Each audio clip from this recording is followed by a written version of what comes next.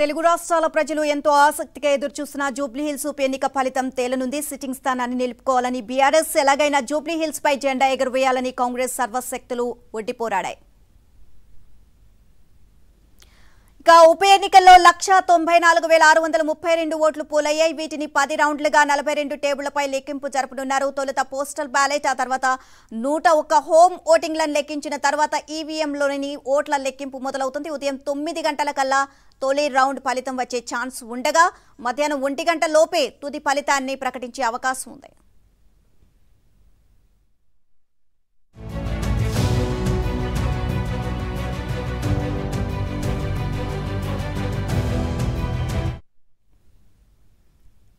ఉదయం 8 గంటలకు ప్రారంభమయ్యే ఓట్ల లెక్కింపు కార్యక్రమాన్ని మొత్తం 10 రౌండ్లుగా కొనసాగించనున్నారు. ఒక్కో రౌండ్ వారీగా ఫలితాలను వెల్లడించనున్నారు. ఎన్నికల బరిలో 58 అభ్యర్థులతో పాటు నోటాకు పోలైన ఓట్ల సంఖ్యను అధికారులు వెల్లడించనున్నారు. కాగా కౌంటింగ్ కేంద్రంలో పటిష్టమైన 3 అంచెల భద్రతను ఏర్పాటు చేశారు.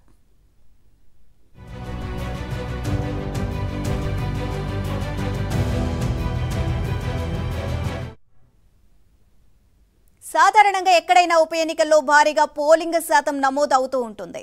కానీ జూబ్లీహిల్స్ లో మాత్రం 1% ఓటింగ్ పెరగడంతో గెలుపు ఎవరిని వరిస్తుందా అనేది తెలియని పరిస్థితి. తామే గెలుస్తామంటూ కాంగ్రెస్ పార్టీ, కాదు తామే గెలుస్తామంటూ బీఆర్ఎస్ పార్టీ ధీమా వ్యక్తం చేస్తున్నాయి.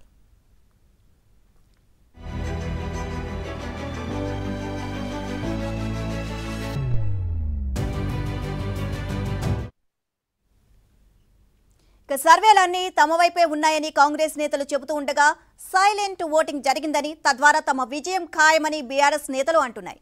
మొత్తంగా కాంగ్రెస్ మధ్యాహ్నం తుది ఫలితం వెల్లడయ్యే వరకు ఉత్కంఠ తప్పని పరిస్థితి.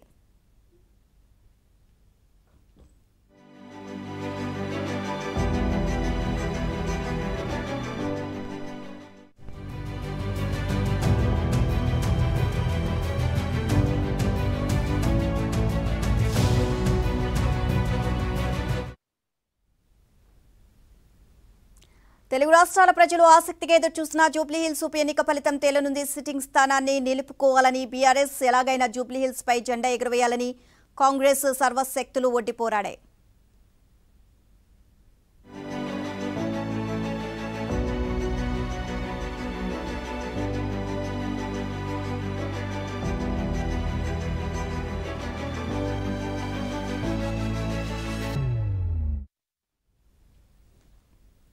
ఇక ఉప ఎన్నికల్లో 1,94,632 ఓట్లు పోలయ్యాయి. వీటిని 10 రౌండ్లుగా 42 టేబుళ్లపై లెక్కింపు జరపనున్నారు.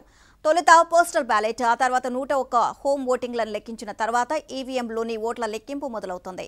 ఉదయం 9 గంటల కల్లా తొలి రౌండ్ ఫలితం వచ్చే ఛాన్స్ ఉండగా మధ్యాహ్నం 1 గంట లోపే తుది ఫలితాన్ని ప్రకటించే అవకాశం ఉంది.